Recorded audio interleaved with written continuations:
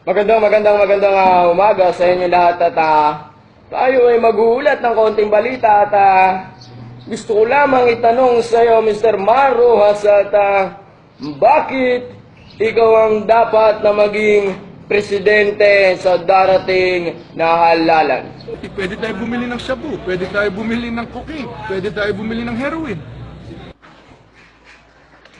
Sa kasamaang palad ay nahuli tayo ng aking amo gumagawa ng video, pero okay lang at ang susunod na aking katanungan ay Mr. Mar Roxas, ano ba ang pangunahing adhikain ng tuwid na daan?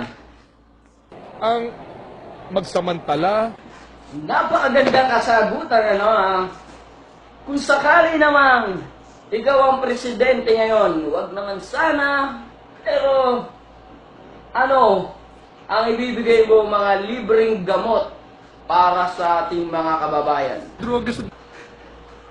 Wala ka na bang ibang pwedeng ibigay na gamot?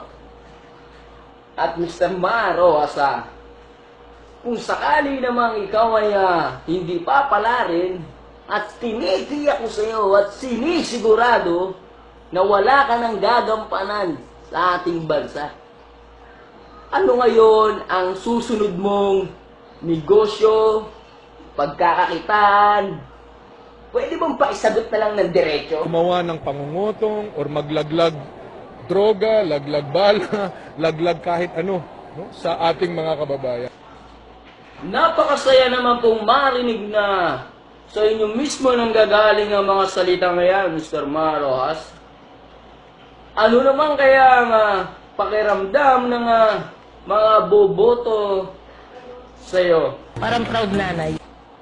Ganun pa man ay sana magkaroon po tayo ng malinis na halalan sa darating na May 9.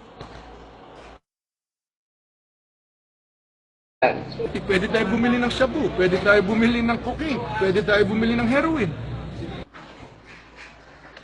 Sa kasamaang palad ay nahuli tayo ng aking amo gumagawa ng video, pero okay lang at ang susunod na aking katanungan ay Mr. Mar Roxas, ano ba ang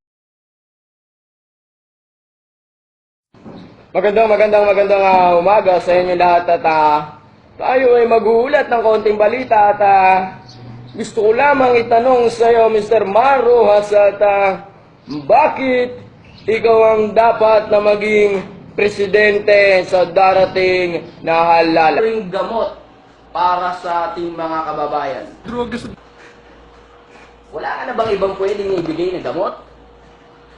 At Mr. Mar Roxas, kung sakali namang ikaw ay hindi papalarin, at tinitiyak ko sa iyo at sinisigurado na wala ka ng gagampanan, ang pangunahing adhikain ng tuwid na daan.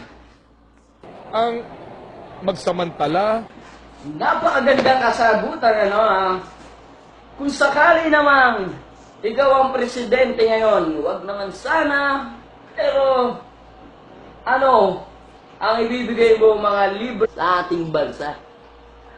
Ano ngayon ang susunod mong negosyo, pagkakakitaan?